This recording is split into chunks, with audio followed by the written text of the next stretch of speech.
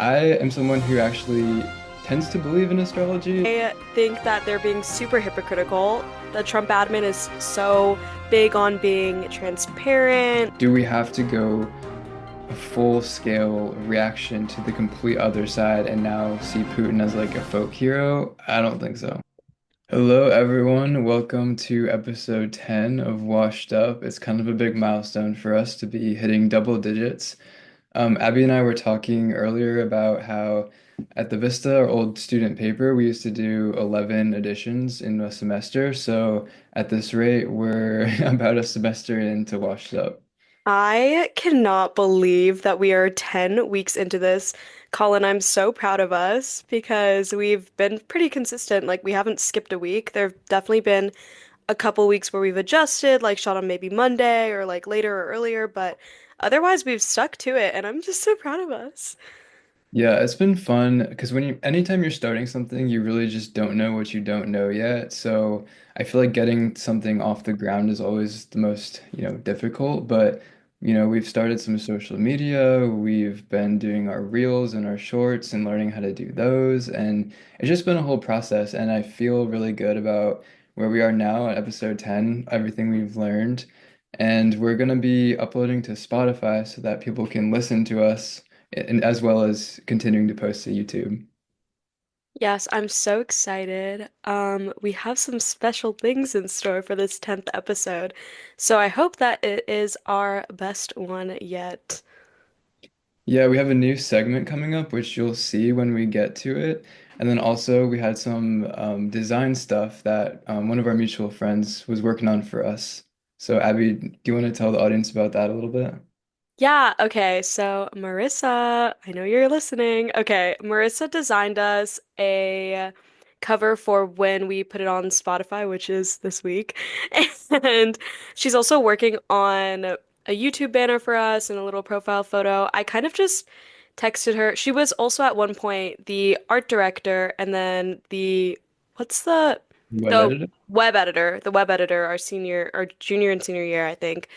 Um for or maybe just our senior year, junior and senior year, um, for the Vista. So we were very experienced with her design work. She was one of my roommates as well, very familiar with her work, trust her so much. So I literally texted her and I said, "Hey, I know you listen to the pod. Can you just design us something? You have literal, full, complete, creative direction." And it was awesome. And you guys will see that soon. Yeah, we're trying to keep it in Gen Z as well. So, she comes from a background in student journalism and we got to work really close with her. So, like, being able to continue that in any capacity is something we really care about on this show and we're hoping to continue to do. So, with that being said, do you want to start with your good news story, Colin? Yeah, so continuing the theme of starting with good news, there was a story about, I'm sure you've seen the astronauts who have been stranded up at the International Space Station. Yeah. Looks like they're going to be coming home within the next week or so, because they were sent up there like in like last summer, and I don't think they were supposed to stay very long, just doing like different research and stuff aboard the ISS and they weren't able to return because of a malfunction or like concerns about it might malfunction the craft that they were supposed to take. So they've been up there for like 9 months at this point, just kind of waiting for help to arrive, and they're going to be heading back home. So the development in the story is that a new group of astronauts got sent up there just yesterday. They docked on the ISS, and the craft that they took up, I believe they're going to be sending the old group back down in, and that's going to include the two astronauts who have been kind of stuck up there. Wow. Yeah, I actually did see this, and I'm so glad you chose this as your good news story because I was so close to choosing this one and then I didn't. Um, but yeah, that's so exciting. I'm so happy for them. Yeah, and it'll be great because they'll, be reunited with their families and all of this. The article I was reading did point out like it's going to be a hard adjustment to come back because, there's like a loss of bone density, and when you're up in space, it can be much different conditions than Earth. So they're going to have to reacclimate, but like long term, things are looking good for them. I was So about to ask you if you knew any background about how it would affect your body system and stuff like that. So, it seemed like the biggest thing is just bone density because there's not like a gravitational force really in space. And so they have to do like workouts and are constantly trying to keep muscle mass up in space. But, it starts to atrophy because unless you're using it constantly, you're losing muscle. And mhm. same with bones, I think like the having the force of gravity helps to maintain the density of bones. So sometimes people will even have to like relearn how to walk once they get back to Earth, but I'm sure they'll be glad to be back anyway. Yeah, I'm sure. I can't imagine like being apart from your loved ones and family and I'm sure that reunion will be so heartfelt for them. Yeah, so that's my good news. How about you? Okay, my good news story is I found this story about this LA restaurant entrepreneur who launched a food delivery service to feed families who were displaced by the wildfires. I believe that she had been amongst the affected people within the wildfires, and Colin and you and I both have covered this story, so I thought it'd be a good little nod to that as well.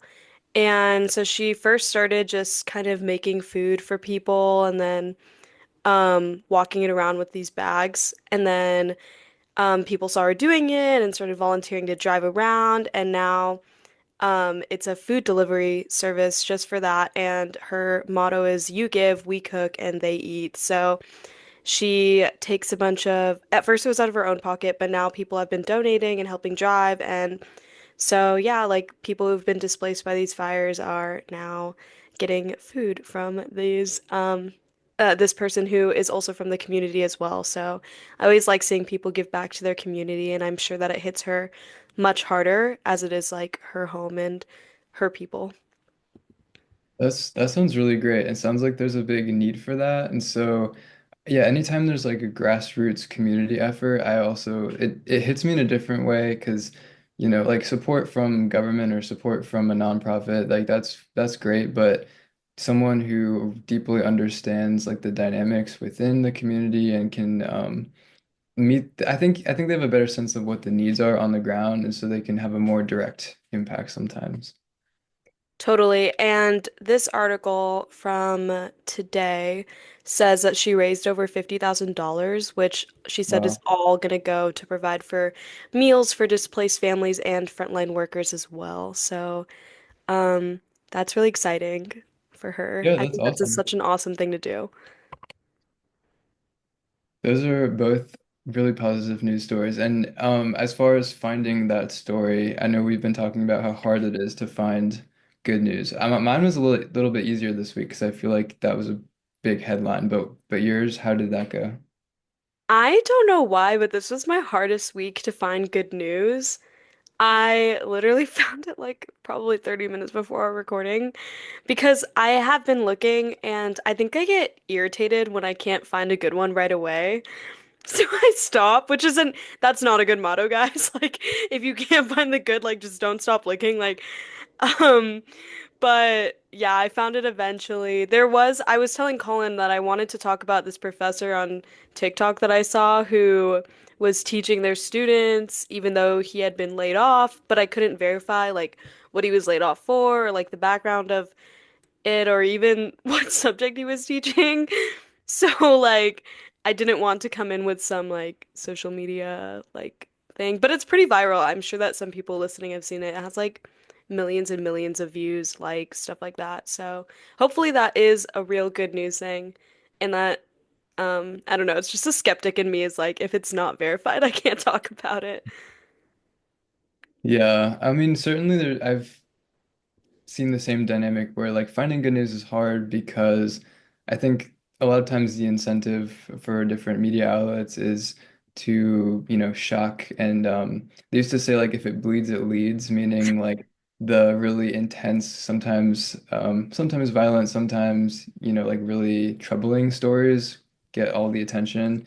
And so that's part of why we've been trying to incorporate some good news at the front of it is to like break that old way of doing journalism because I think this format allows us to do that. Yeah, and we could make it our own, which I think we've done a really good job of over the past 10 weeks. And there's another convention of journalism that we're going to be defying here in short order, but we'll save that for a little bit. For now, do you want to get into our news topics? Yes. What is our first topic this week? I think it's the Columbia grad student, Columbia Oh, being yeah. deported.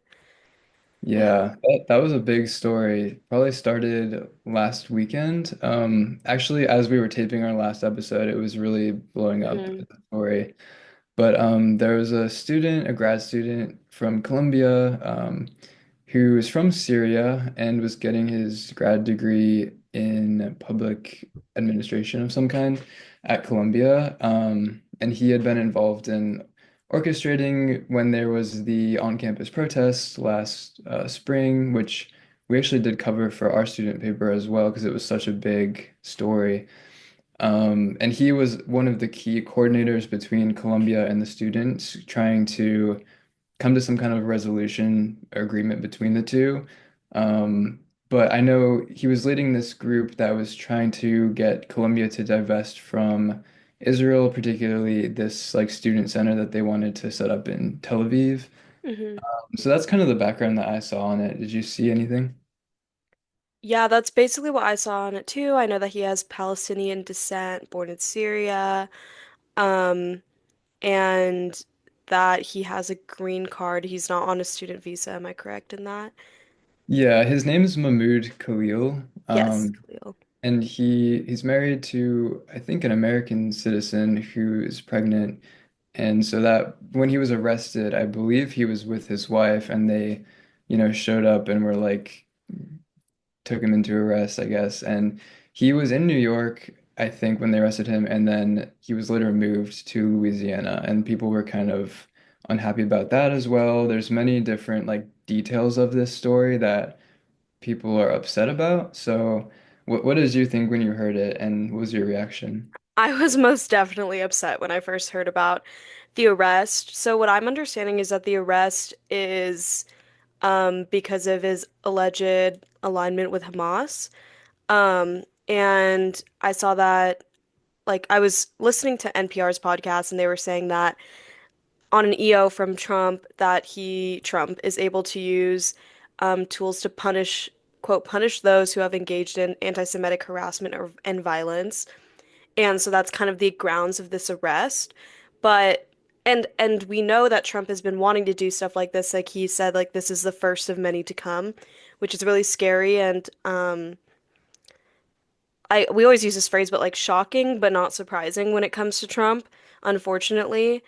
And yeah, it's a total violation of due process in the First Amendment, and also um, it kind of sets this precedent up to make, I think, st other maybe college students afraid to speak out, which is completely against what everything that I think our podcast stands for, and I know that I Yeah. stand for. So I think that this story hit really hard, and I know a lot of students, a lot of college students and people our age probably feel the same way.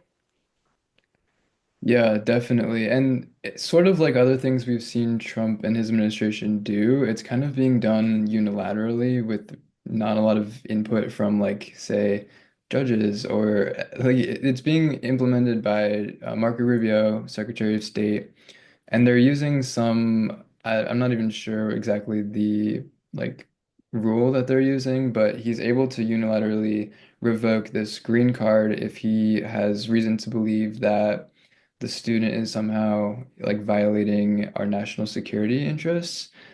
And so there's a lot of that opens up so much ambiguity because what exactly does that mean to violate national security? And in this case, with this student, I've only been able to find instances where he was engaging in speech that was Me counter too. to. So if he had been involved in, say, like acts of violence, then it would make more sense to me. You could argue like, okay, he's acting against the US's national security interests. But even then, that would be a stretch, and that's not even what they're able to produce. There was kind of like a weird, when they're asking Caroline Levitt about this, she had alluded to the fact that, oh, in his role as this student mediator, he was handing out flyers and supporting, not, he wasn't at the encampment necessarily, but he was supporting their encampment. And people, she made some comment about like, we have the flyers, but we're not going to show them to you because that would just be propagandizing Hamas. And I'm like, yeah, but like in this, Hello? I was like, in this context, it might make sense. People, it would actually help maybe quell the public outrage if you could produce some physical evidence that he'd actually engaged in something subversive. And then also, if you could prove it beyond that and say it went beyond speech but to action, then people might be more open to what they're doing. But they haven't done any of that. I see it as very sloppy and unilateral, and that's my least favorite things for the government to be. Good call out. I think that they're being super hypocritical. The Trump admin is so big on being transparent, straightforward, and also they have cried so many times about being free, like being the champions of free speech. Like, um, they they talk about how conservatives have been censored and all this stuff, and I'm just like, this is an example to me of how when it's speech that they don't like, then it's okay for it to be censored. And that is something I'm completely against. Like, I Yeah, think I could yeah. speak for both of us when I say that we're obviously Okay. very big, like, free speech abolitionists. So it's like very, very upsetting to see something like this when somebody markets themselves that way and flips it and are very hypocritical in that sense. And I'm really curious to see where traditional conservatives who also believe in this stand on this issue. I didn't know if you saw Ann Coulter's tweet. No, but I can imagine. But what did she say? Yeah, she was actually speaking up like against Oh, really?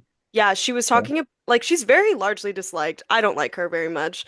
And she was talking about how she kind of called out the hypocrisy of it all and said, maybe on the editing, I'll put the tweet right here. Um, she talked about how it doesn't make any sense if somebody who I believe she said that it's if if a citizen did something like this and it's just free speech, blah blah blah blah. I can't remember the exact words. I probably should have had it on my notes, but yeah, it surprised me that she just was acting confused. Like she was like, I'm confused. Like, why is this happening? Basically. Yeah, it opens up an interesting discussion, I think, about like we know what our rights are as citizens because it's very clearly stated in the Bill of Rights and the amendments in the Constitution. But it sort of is this debate about like, do our rights extend to non-citizens of the US? And in his case, a green card holder, which is sort of a step above a non-citizen, like you're a legal permanent resident, but you're not a full, like you can't vote and other things like this.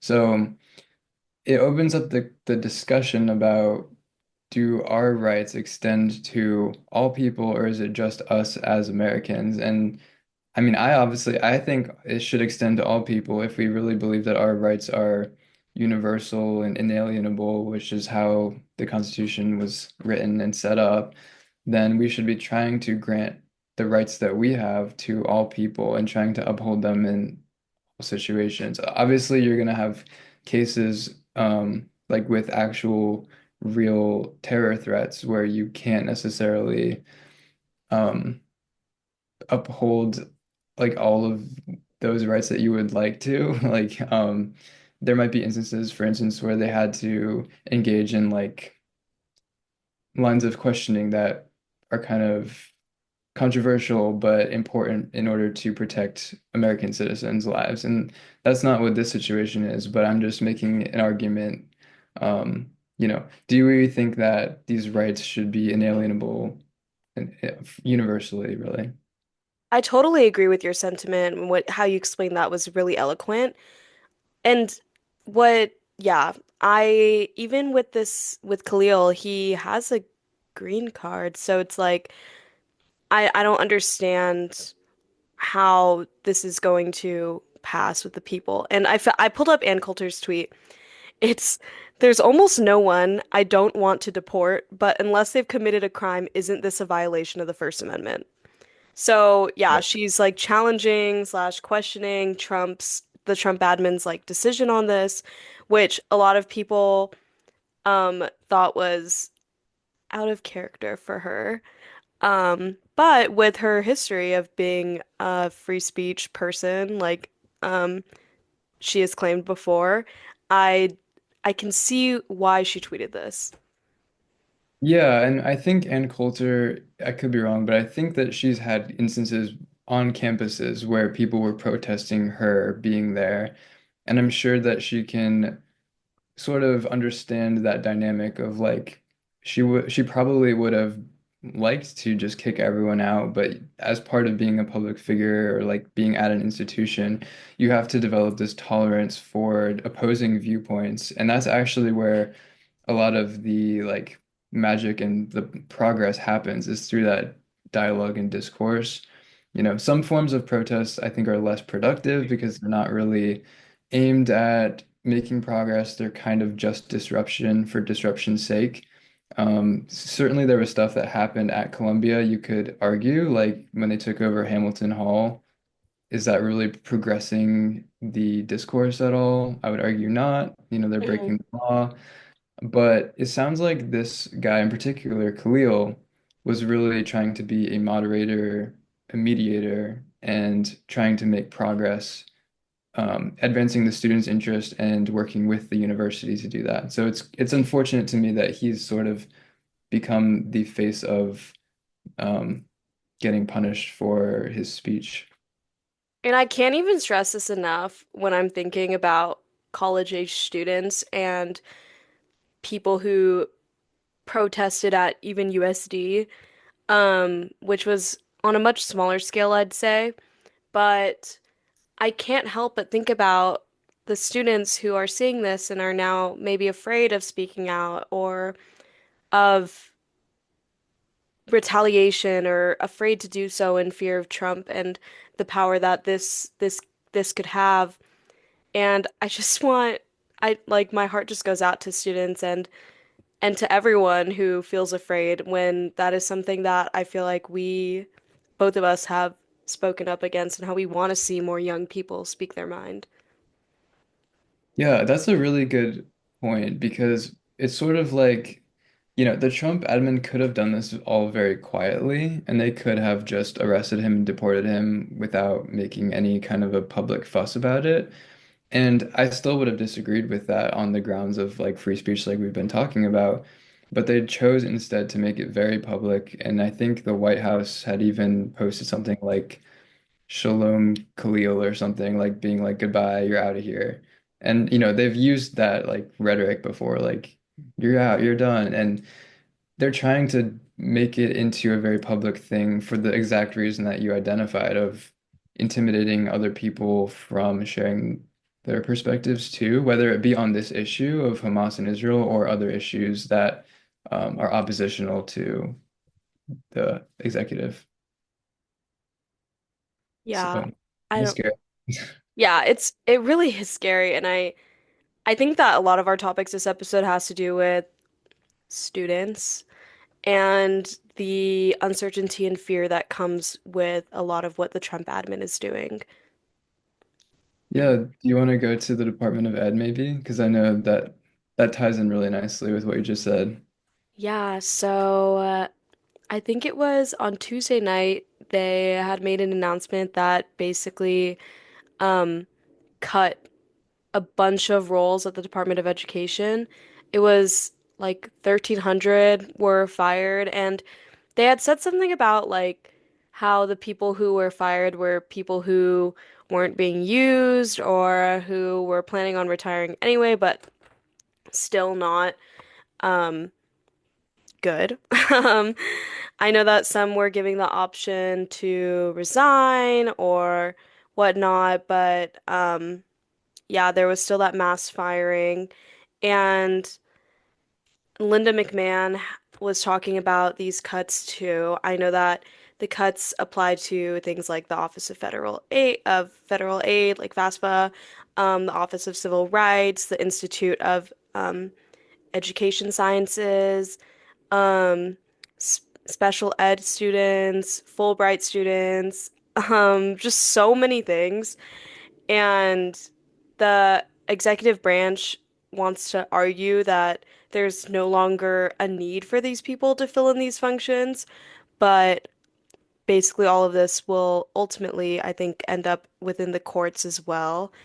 Um, as a recent, I don't know if we're still allowed to say recent, it's been like 10 months, but recent college grad, I would say that this specific action from the Trump admin has made me very emotional, I'll say, just because I think that the Department of Education and education in general is so important. And I loved my college education so much. And I know that they're trying to leave it up to the states, but I don't think that's right. Like, I think that this needs to be federal. And if the only way to progress is through education. And I can't see any really silver lining to things like this. What are your thoughts, Colin? Yeah, I mean, I definitely I know what you're talking about. I know it certainly is an important issue, and when education is in the hands of the state, it's tricky because you see a lot of disparities. Like Hmm. certain states that are more on the wealthier side tend to have better education outcomes than like poorer states, and so the argument for having sort of like a federal oversight or federal funding involved in education rather than like purely on the state level, I could see that argument, like because it is such a key issue. Obviously, I don't know. I definitely tend more toward smaller government and more like on handling things on the most local level possible. Sometimes that is the local government, sometimes state, sometimes federal. So just depends on what is needed. And the Department of Education, as we've been talking about, is kind of a new phenomenon. It was like 1980, I think. Hmm. Um, and a lot of what they have been handling does come with like the funding of it and the like student loan aspect. Um, I'm kind of like I'm open to solutions where they could take government out of it, like privatizing student loans or finding a different way of managing it. But in the meantime, it's like you can't like ending the program is one thing, but doing it very abruptly without something else in place to replace it and perform better is kind of short-sighted, I think. Totally.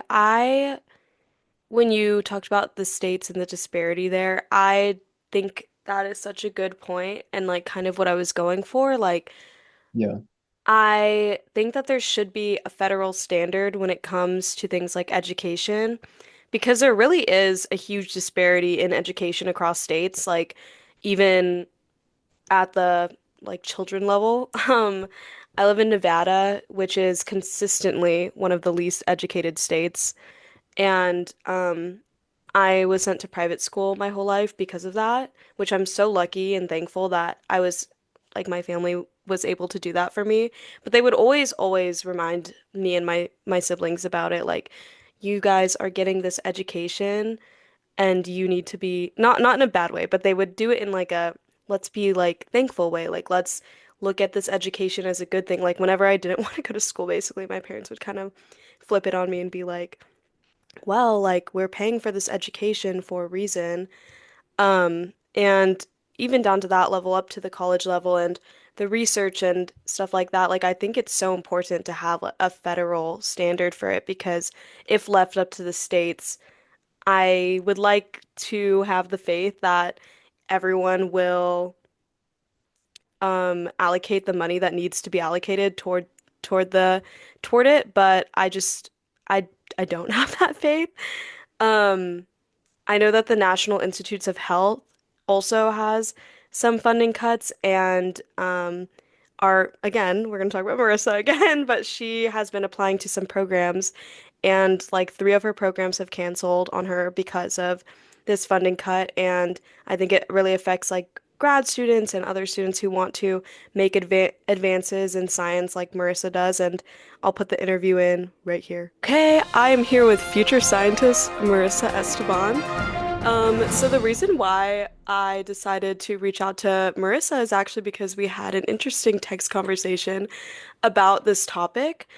And so, Marissa, can you give me a little bit of a background of what we were talking about and the programs that you're applying to that Doge is affecting? Yes, this is actually not the DOE. This is something from the NIH, the National Institute of Health.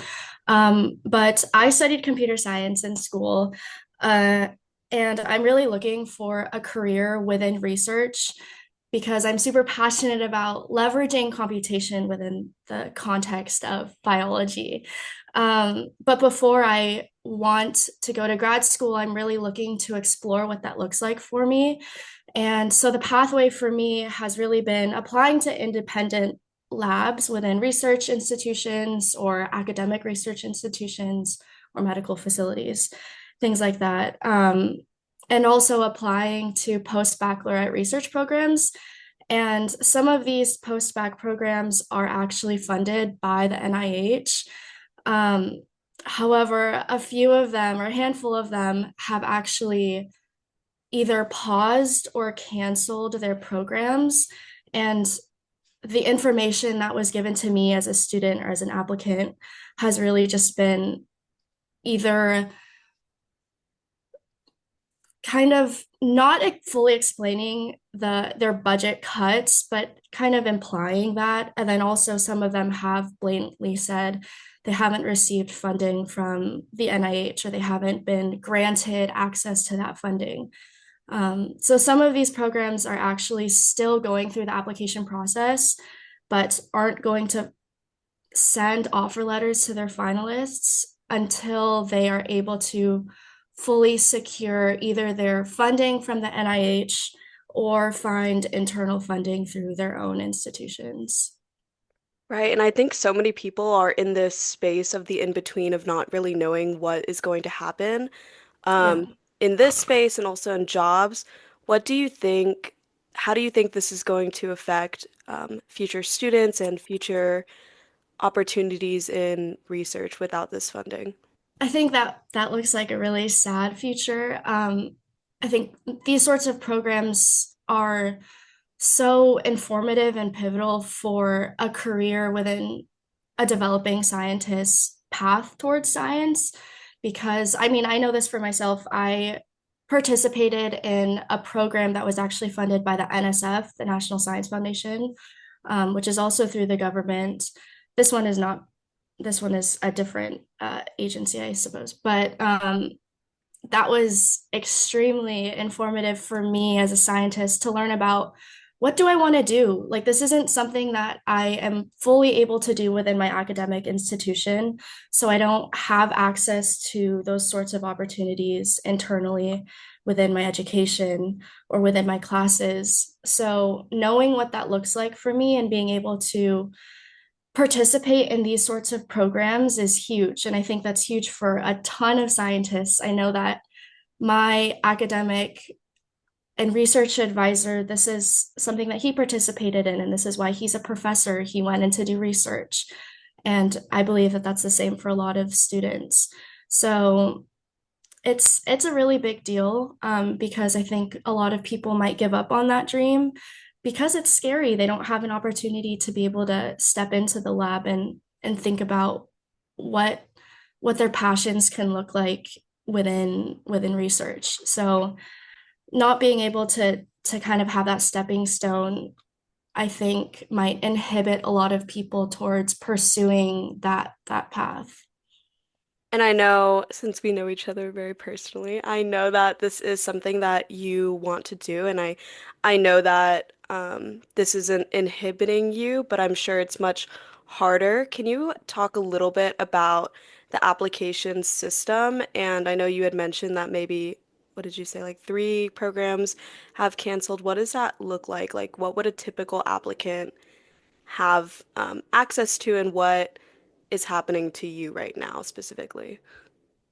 Sure. So what I've been doing is actually, I just go on Google and I look up post-baccalaureate research programs and find the ones that look like they um, might fit what I want to do. I also look at the labs that they offer, the research mentors, and make sure that there's like a really good fit for me on both sides, that they want someone who's doing computation, and it's a mutual kind of like pick and choose. But so I look for research programs. There's actually a list of programs that the NIH supports. So these are institutions that are actually applying for something called an R25 grant. And what these grants do is support structured research programs for students. So they're not supporting individual labs, they're supporting full programs that these academic or research institutions actually have to apply for. So I'm assuming that these programs that I'm applying for have definitely gone through their own internal application for Hmm. providing these programs um, before they're able to open that up to students. So the NIH, again, they have a list. I actually can't find it on the NIH website anymore.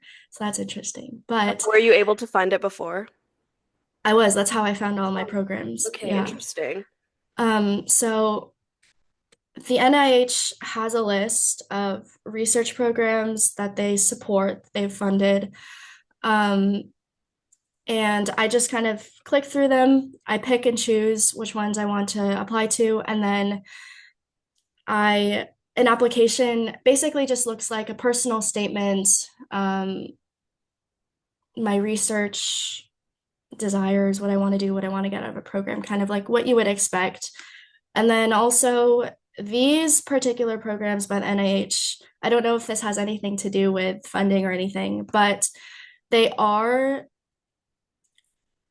particularly designed to give greater access to students who identify as people who are underrepresented within science. Hmm. So there's also a statement of diversity within most of these applications. So like 2 to 3 essays, and then just, your information and experiences and things like that.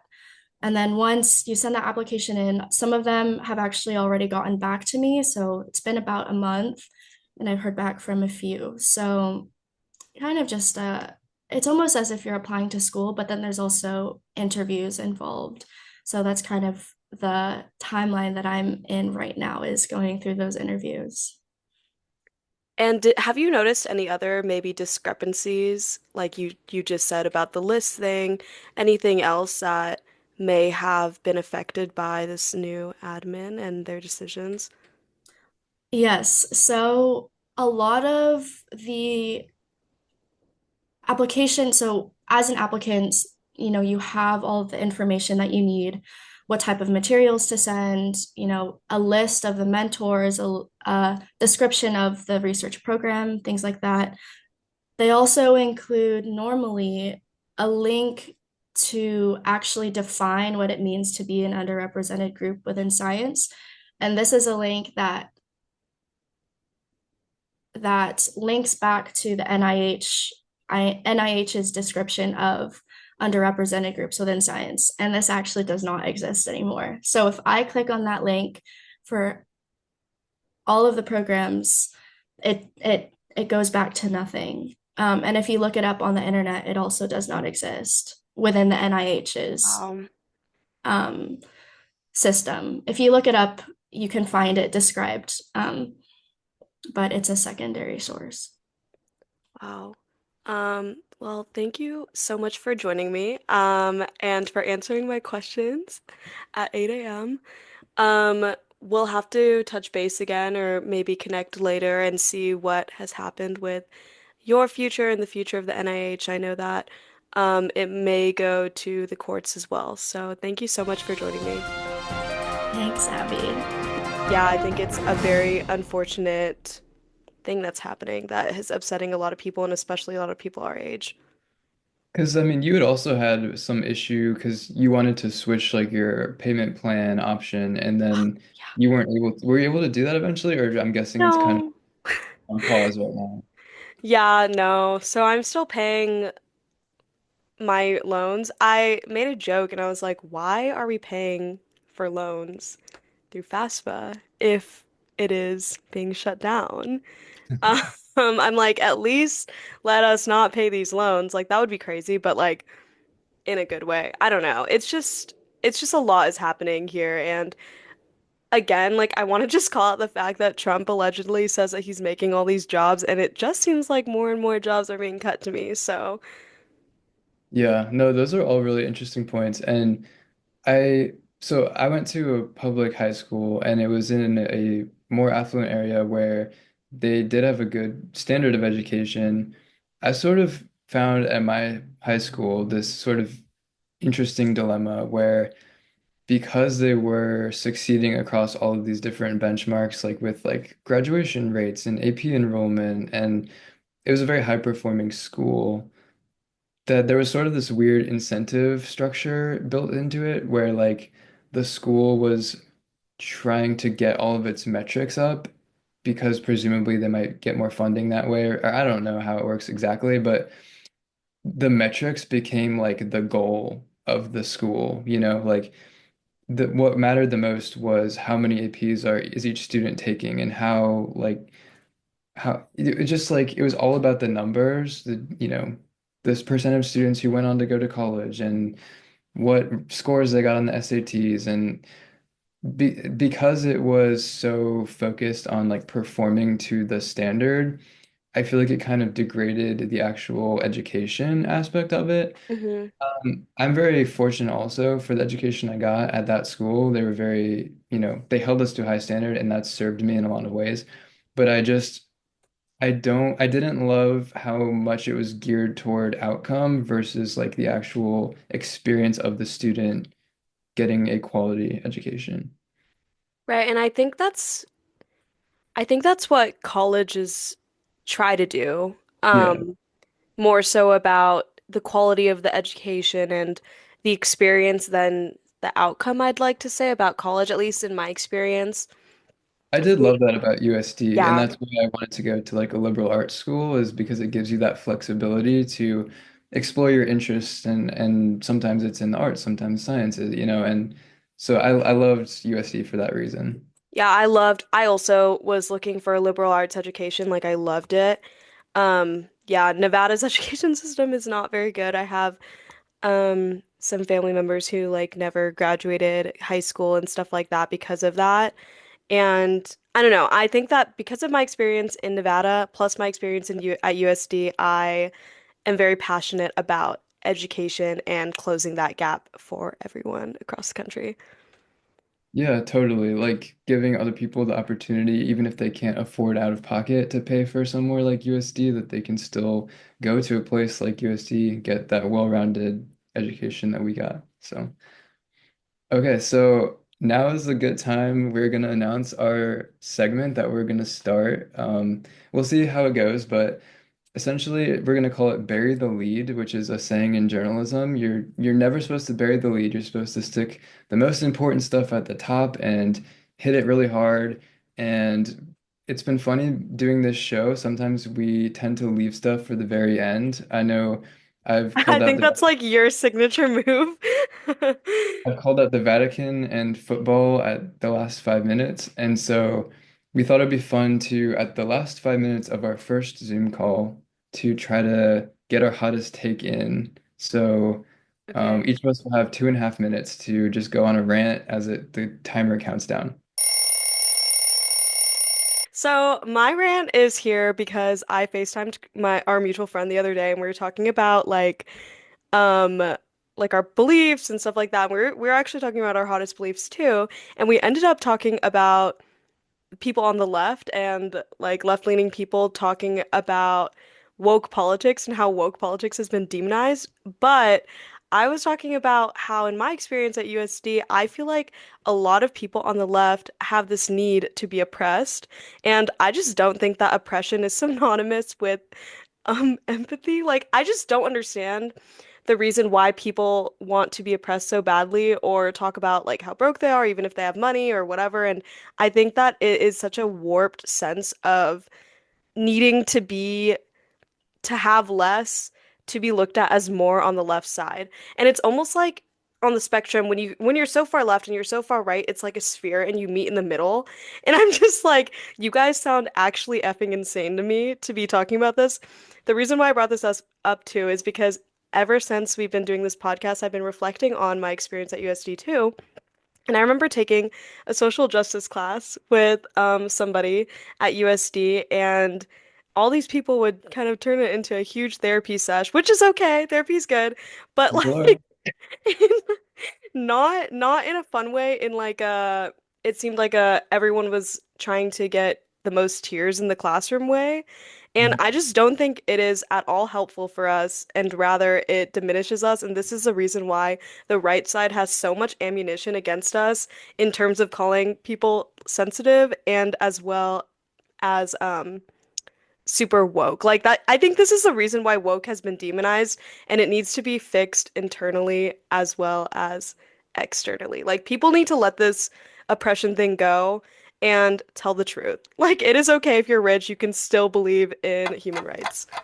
Okay, my rant is That done. was an absolutely brilliant golden rant. That was amazing. And I have so much to say, but I have to get into my bury the lead topic, Okay. which is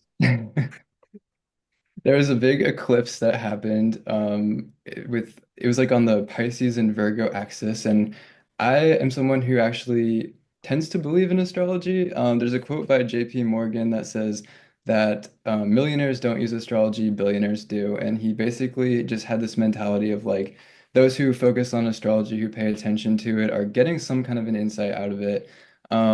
It's been around for a really long time in human history across cultures. You know, you got like the Chinese zodiac, the Western zodiac, the Hindu version of it. And I just think if it's maintained its prevalence for that long, there's got to be something to it, which is true, I think, of most religions, even the ones that seem really antiquated or kind of like superstitious.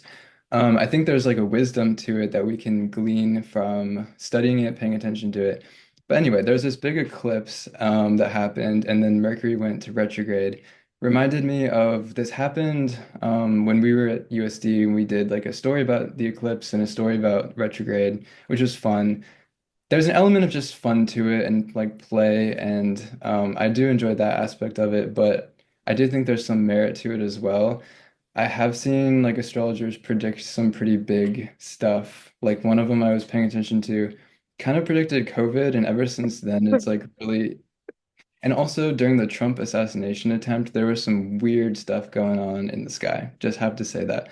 Maybe we'll get into that another time. But um yeah, all in all, I think okay, even if the stars aren't actually dictating our lives, I do think that what astrology does is it forces someone to pay attention to the context and not just like the immediate, so like not just what's happening right in front of our face, but paying attention to the beyond, and like you notice different things.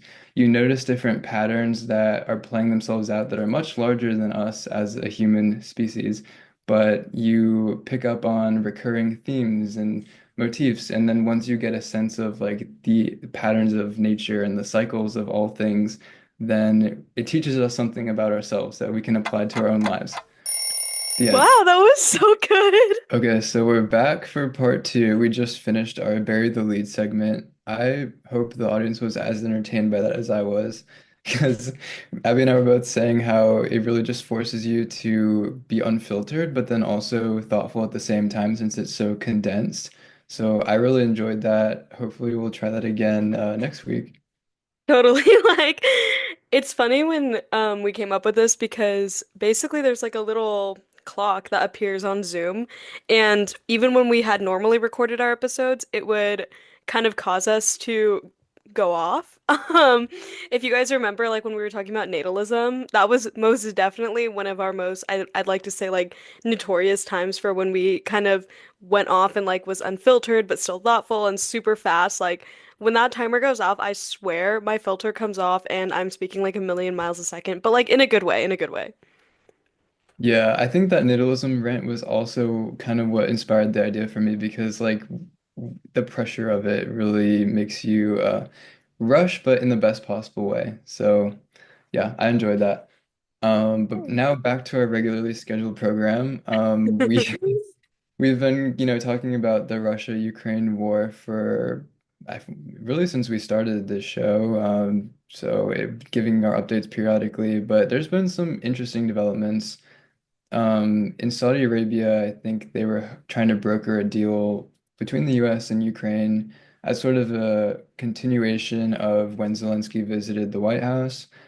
And they reached some terms that US and Ukraine are both satisfied with. So now it's kind of hinging on, is Russia going to agree to this new ceasefire deal really between Russia and Ukraine? And I know part of this deal, this arrangement, I think it did include the mineral rights deal that Trump has been trying to, I don't know, I'm trying to pick the right words here. I want to say impose on Ukraine, but Trump's been trying to get this mineral deal on top of the ceasefire, and it seems like Ukraine is willing to agree to that condition if Russia is, but that's a big if, and a lot of people are already kind of casting doubt on, is Putin going to agree to this or is he going to reject it outright just as a negotiation matter? You don't really want to accept like necessarily the first offer if you think you can get something better. So yeah, did you see that update? Yeah, I think that I was trying to look at like the silver lining and stuff like that because I know we're just waiting on Russia, but I know that I could imagine that Russia wants this pause to be not temporary as much as like Ukraine does. So I think that's where I can find kind of a silver lining. I just think that they're going to come to a conclusion to make it not a temporary pause, and I know that both sides wants that. Yeah, and I think Trump is supposed to talk to Putin this week, like on the phone or something, and try to persuade him that this deal is gonna be the piece that I don't know if Putin really wants, but that they profess to want. And yeah, I don't know. We'll see how it goes. But as the deal was being brokered between the US and Ukraine, Ukraine was also launching a drone attack on Moscow, and it was probably like the largest scale drone operation of the whole war. So you can see how that might lend itself to Putin rejecting this deal because he's like, well, they say they want peace, but are their actions gonna align? And there's a lot of mistrust between Russia and the West. I'm including Ukraine in that, I guess. There's a lot of mistrust there, and I've been getting into more of like Russia's perspective on this, listening to Mhm. commentators. Like, I mean, I've been listening to Tucker Carlson a bit, and I don't agree with everything that he says, but he tries to understand why Putin invaded Ukraine in the first place. And have you been hearing a bit more about that? I haven't really heard or really looked into as much as I'd like to about the Russian POV, probably as much as you have, so I'd love to hear more about that.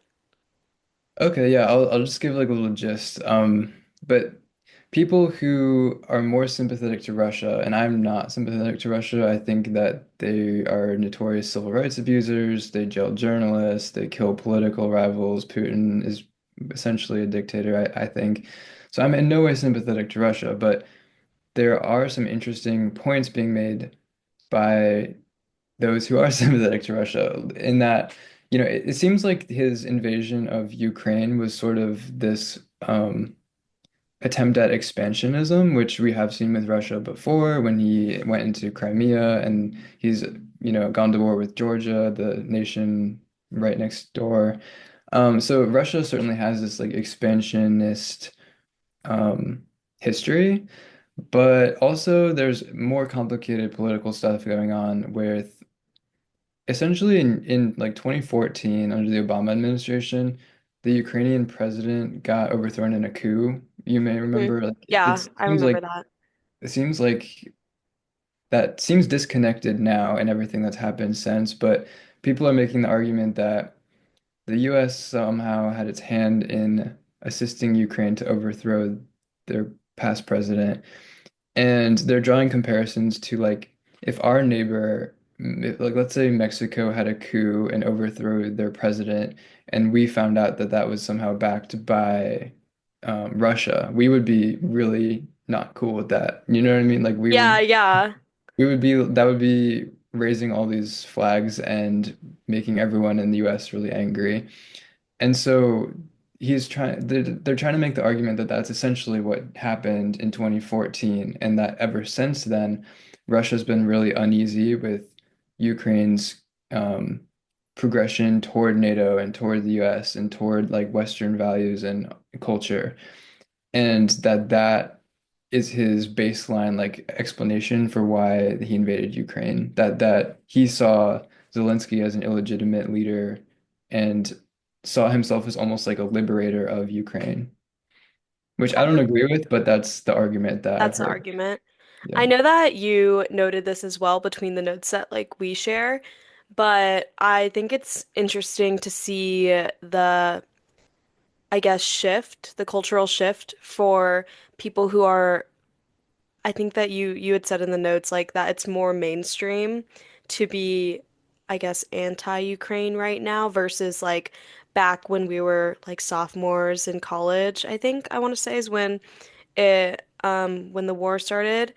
Um that was like it was more mainstream to be pro-Ukraine, which I think is interesting. And I was actually wondering why you thought that. Like for me, I'm thinking about it and I'm like, is this just a reflection of, I guess, the leadership in government right now? Like, I think overall it's become a little more mainstream to be more conservative, I guess. Like not completely conservative, but I think that um with I guess, Trump's rhetoric of woke politics and whatnot, I think that people are leaning more toward moderating themselves or being more right when it comes to certain issues. I think I've seen that switch in the zeitgeist.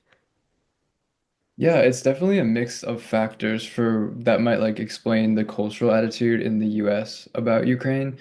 Um, I think that Trump being elected changed a lot because he Hmm. ran on a non-interventionist platform and an America First platform, kind of promoting this idea of like it's not our problem over there. And Trump has been really pointing out, well, he's been saying that we've given Ukraine more resources and money than Europe even has, which is not true as far as I I don't, can. I was like, I don't think that's a fact. So the number that he keeps citing repeatedly, I think he said this in his like little State of the Union thing. He said we gave $250 billion to Ukraine. I've seen other analyses of it saying it's actually closer to 67 billion, which is still a lot, but that's more or less on the same level as what Europe has given to Ukraine. So the narrative that the US has been giving like an outsized amount to Ukraine is something that Trump has been pushing, and I think a lot of people are buying it. And it's not it's not like completely untrue that we have been giving a lot of resources. It's just he tends to exaggerate, he tends to overemphasize it, I think for political reasons. So that might explain some of the cultural shift, I think, away from supporting Ukraine. And his non-interventionist thing is definitely, as we've been seeing, not, it doesn't seem like he's aligning with that as much, especially with the mineral deal that's happening. I can't see how that is non-interventionist. Like, I don't know, I just Yeah. if it goes through, like, wouldn't we still continue to be involved? I don't know.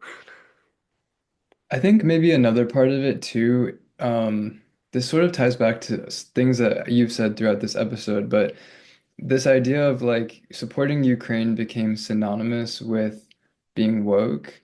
And so in the Trump administration's effort to like purge wokeness, I think they might be throwing out support for Ukraine in that, like with baby with the bathwater type of thing, where Mhm. in their like effort to rid themselves of any trace of like Biden's policies and wokeness, that it suddenly became very unpolitically convenient to support Ukraine. And I mean, we've seen this like with DEI, where they've just been really overzealous about like rooting it out in a way that is kind of, I think, reminiscent of like McCarthy in the 1950s. And the way that they might like there might be a point, like an essence to what they're saying about um where perhaps like DEI initiatives went really far and needed to be like reeled in a little bit, or like should the federal government be funding it? These are like questions of policy and questions of funding, but he seems to really have gone a step further and decided to like root out anything that has a whiff of the left wing policy. And I think that that's a little bit misguided. It's a little rash. It's a little, um, it invites a backlash, I think, that we'll probably have to wait and see, what that's going to look like. Anything on either extreme, I don't think belongs in our government. Like there should be balance of everything. And I think that's the reason why you have to have diversity within our government.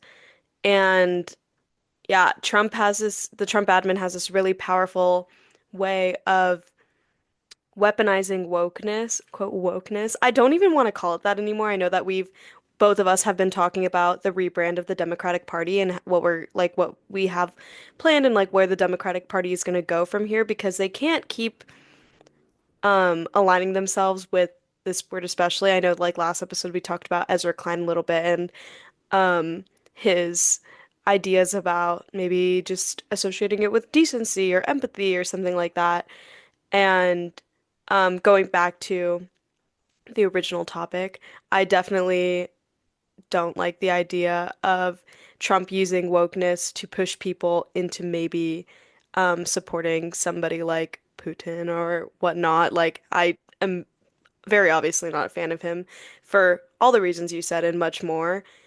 Um, I I think that if people are trying to understand him better or like the background of Russia, I think that's fine, but to align ourselves with Putin and Russia would not be ideal um in my opinion. Yeah, and I really hate the reactivity of it, where like people when people are like going through the process of reevaluating a situation or even changing what they believe, they tend to do a full pendulum swing when really the truth is probably somewhere closer to the middle.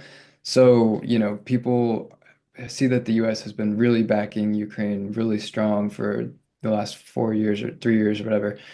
And so now the narrative is starting to switch, but it's going all the way to the other extreme where like now you have Tucker Carlson saying like Ukraine is the most corrupt country that's ever existed, that, you know, Zelensky is evil and he's been selling US weapons to the cartels in Mexico, which may or may not be true. I don't know. I'm open to these claims of his, but like, do we have to go a full scale reaction to the complete other side and now see Putin as like a folk hero? I don't think so.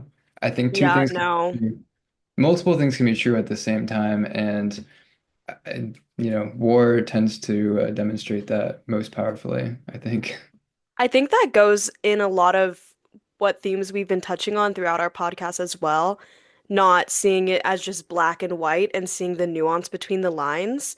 And hoping that our generation can see that and have more media literacy and skepticism and see that not everything is on two ends of the extreme and one thing can be true, but also another thing can be true as well. And like you said so eloquently, like it more likely stands in the middle. And that is okay. And I think that again, even when people are changing their opinions, the best changes are happening incrementally and slowly because I find that people who switch from one end to another so extremely, I'm more skeptical of. I'm like, what is going on here? Is there an outside presence here that is having you do this switch? I see those switches more so with like, for example, somebody who's very left, all of a sudden switching to very right. Like I see it as like, what's happening here? I look into it, it's like a religious thing most likely. And I think that our generation could do with some reading in between the lines and seeing the nuance in things. Yeah, definitely. And so I just wanted to put a period on the DEI analogy that I was setting up because that again, that's another example where the pendulum went full swing from during 2020, 2021, it was really far in one direction, and then as soon as Trump got in office, he's, again, employing these policies to like stamp out DEI. But that includes firing a bunch of people who he says are just DEI hires, but now he's actually just firing them on the basis of their identity and characteristics, which is actually like a huge problem. So Hmm. like I wanted to give an example. Like the chief naval officer was a woman and she got fired, and people who I know who have looked at that and said like by all measures she was an extremely deserving leader. Qualified. Yeah, and I've had people tell me that it firing her just seems like they're firing her now because she's a woman, and it's completely counterproductive for if they actually profess to be trying to solve problems with DEI, then this is not actually a solution. Totally agree with that. Such a good point. And a great analogy when it comes to, again, our Trump rhetoric analysis that I feel like we talk about every episode, but is still very relevant. Okay, so that's all I got for Ukraine right now. We'll see how that phone call between Trump and Putin goes. Okay, so do you want to move on to our next topic, Sure, which yeah. was, okay, so let's talk about the government shutdown vote and how that was averted.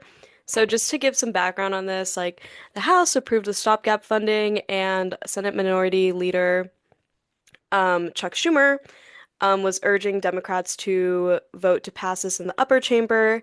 And I really liked what NPR called it. It was a NPR called it a unity test for Democrats, which I completely agree with.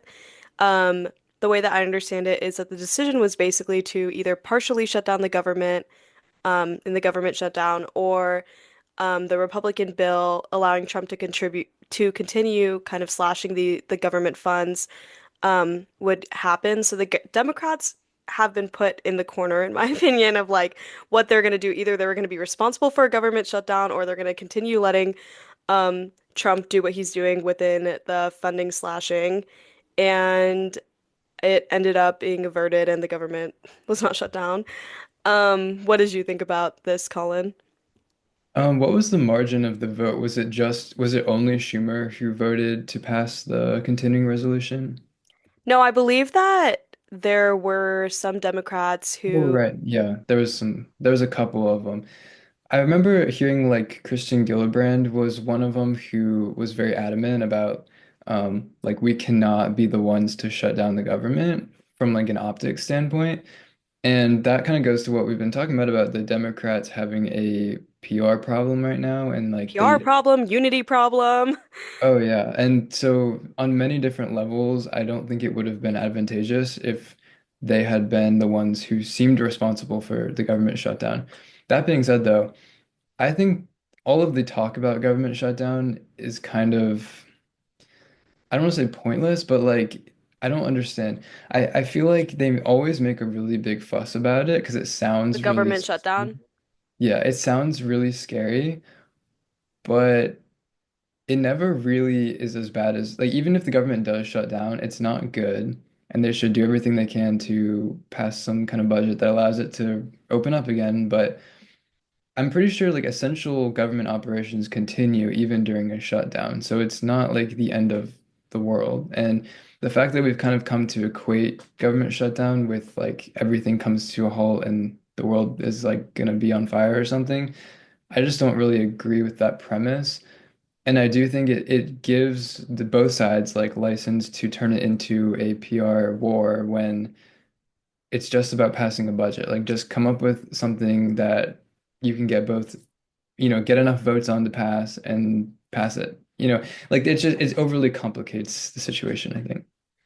Yeah, I was looking at some articles and trying to figure out what exactly a government shutdown would entail. And it would be like delays in salary and some non-access to certain government or federal services, but like the essential government workers, such as traffic controllers and law enforcement officials, would continue to work but not get paid until Congress acted to end the shutdown. And um, depending on how long it lasts, these national parks would either get shut down or open. Passport processes would halt, as well as like research within the National Health Institutes.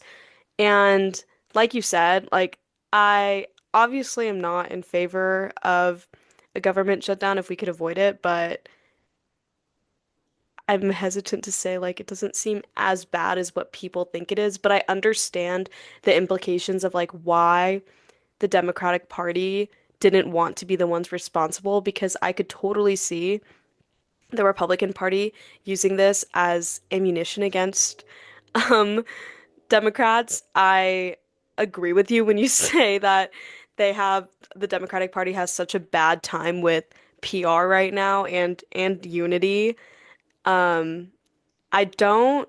I was wondering what you think you would have done in this scenario if you were voting in the Democratic Party. What would you want to do? Well, like if Would I you was in vote this, with Schumer? I think if you're in the House, you can vote no, and it's going to pass anyway because the Republicans have the majority and they had the votes.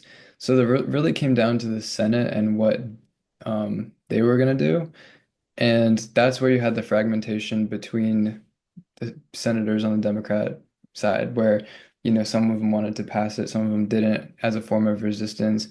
I think passing it probably is the better strategy because they still haven't really found their footing and they still haven't really decided what they want their resistance to the right um, side to look like. And so I would say they should put off launching like serious resistance until they have a better footing and a better understanding of like what is that going to entail. So I would have argued that they should just pass this one and keep strategizing about strategy. Strategizing about strategy. They definitely do need to do that though. Like I don't know what other words I can put that in. That's another recurring theme of our show at this point. Every time we're like Democrats, like what's the What plan are here? you doing, Democrats? Like seriously though. And I just wanted to call out too what I when I was explaining what a government shout out or a government shutdown would entail. I was reading some pieces from The Guardian, so I didn't want to say that I didn't cite that. Anyways, I totally agree with you. Like, I don't know how much longer we can beat the horse and say that the Democrats need to figure it out. Like, It sounds like they're equally as frustrated. I I mean, agree. what I'd heard was that Kristen Gillibrand was like, screaming at people and saying like, we need to pass this because it's gonna look so bad on us if we don't. And, like there was real anger there, and there's real anger within the Democrat side. I like Pelosi and Schumer were disagreeing. I think Pelosi was trying to get people to vote no, and Schumer was trying to get people to vote yes. And, these are two big party leaders with big sway in Congress. And so the fact that they were kind of, I don't know if they're openly disagreeing, but it was circulating for sure that they were not aligned. It's a big deal. But also, this kind of exposed some cracks on the right side as well, because you had Thomas Massey, who's Republican from, I think, Kentucky, who voted no on passing, I think he's in the House as well. He voted no on passing this continued funding and was getting a lot of heat from Trump because Trump wanted this to go through. He didn't want to shut down for the same optics reasons we've been talking about. And so for someone of his own party to defy him like that pissed him off. And he was calling for someone to primary Thomas Massey so that they could replace him in the next election. Yeah, I can only imagine like the frustration that's going on both sides of the party. I thought that it was going to cause like a filibuster for a second, but that didn't happen. And I am hesitant to say that either solution would be good. I don't I liked what you said about what you would do if you were in this scenario because I was truly wondering what I would do. The optics just aren't good for the Democratic Party. If they allowed a government shutdown, I could only imagine the headlines for it.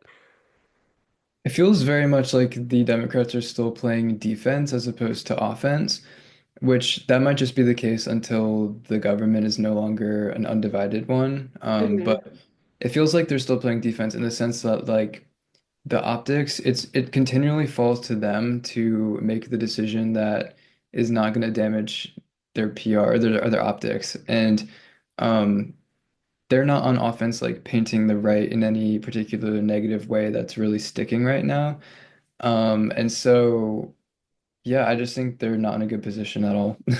I know the only thing I could or the only thing I could think about in terms of them painting the right in a bad way is obviously just painting themselves as like the saviors from Trump, which we've seen time and time again, especially with Kamala, that just doesn't work. Like there needs to be something better and more stable than just choose me because the alternative is worse. Like I never thought that rhetoric was good, and obviously we've proved with Kamala and other things as well that that rhetoric is not enough for Americans to align themselves with the Democratic Party right now. Yeah, definitely. That's kind of all I got for right now on that. Me too. I think we just had like one other topic for this show. There was some headlines about a student who went missing in the Dominican Republic. I think it was like a spring break trip that she was on with some friends. She's a student from University of Pittsburgh. Her name is Sudiksha Kunanki. I believe she was 20 years old, again, like on spring break, and some interesting circumstances to her disappearance because she was last seen with a guy who was 22, I think from America, from Minnesota, and they were seen like on CCTV footage going down to the beach late at night, and there's his story, so he's not missing. He's still around and he's being kind of held in Dominican Republic.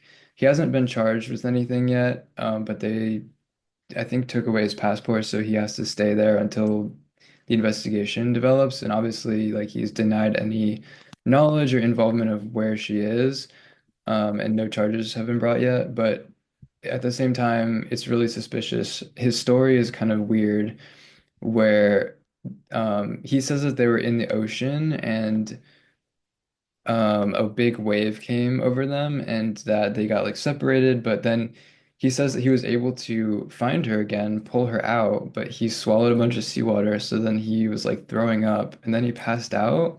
But he says like he's very certain, or he claims that she was pulled out of the ocean and said that she was okay and then like left.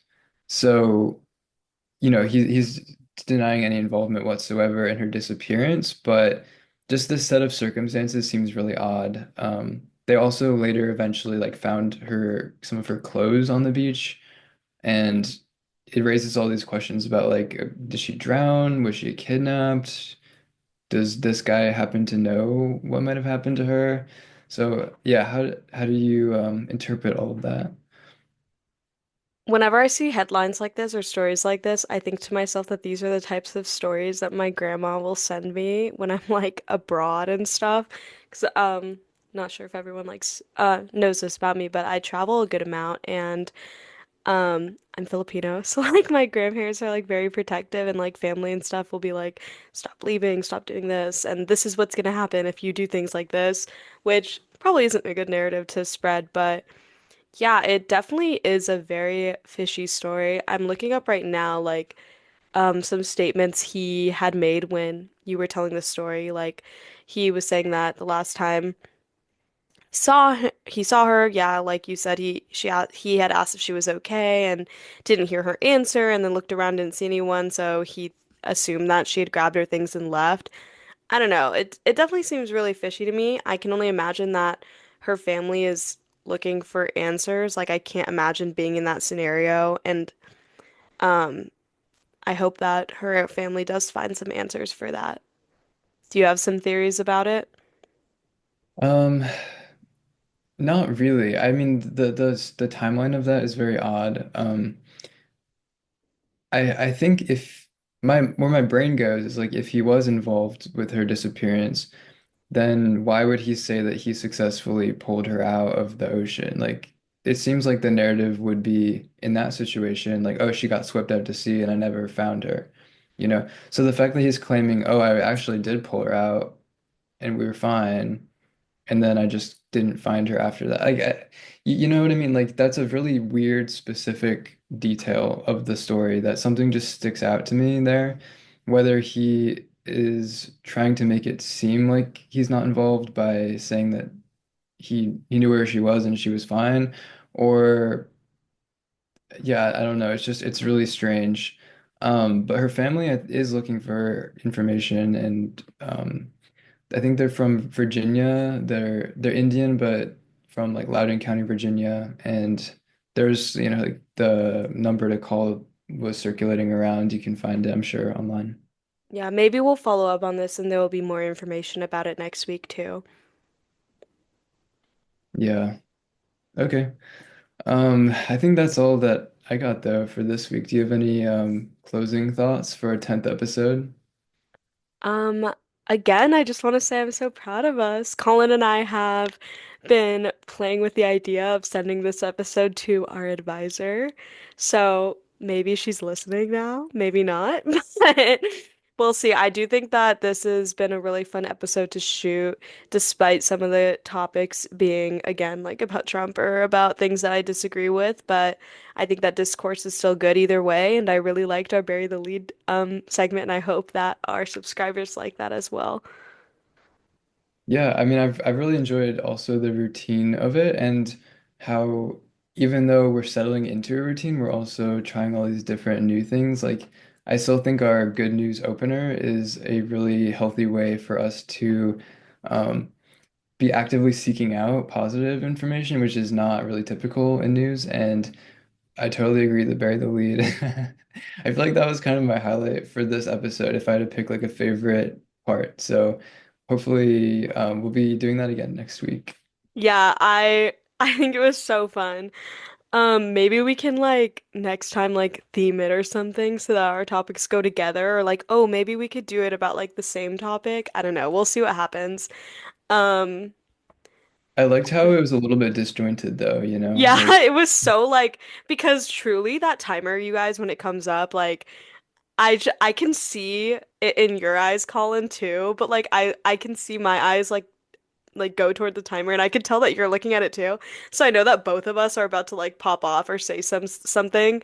So it was fun to do it with the intent of popping off, if that makes yeah, sense. and the audience doesn't know that like that's happening. So it's been like I feel like it's been like an inside joke a little bit Yeah, between yeah. us, but now it's enjoy everyone can enjoy our distress. And maybe one day when we make it, we'll have like Zoom Premium. But for now, we shoot our things in two different Zoom intervals, which is honestly good for the little Yeah. break that we get. But yeah, I really love this topic and I or segment and I hope that we can do it next. Um if anyone has any controversial opinions, please feel free to comment, and maybe Colin and I will agree or maybe dispute it in our next Bury the Lead. Yeah, anyone from Gen Z out there who's got story recommendations from us, we're still actively looking for people who've been laid off from government jobs, particularly people around our age. Abby said she's gonna try to interview Marissa and see what's going on with the education side right now. But we'd also like, we'd like to talk about that with people as well. So if you're interested, you can email us at washedupweekly@gmail.com. And please Yes, subscribe because we really do enjoy building that audience base and yeah, interacting with our audience just in comments on reels and whatnot. It's fun. totally. Anyways, I think that's all from me. What about you? Yeah, Okay, washed washed up out. out.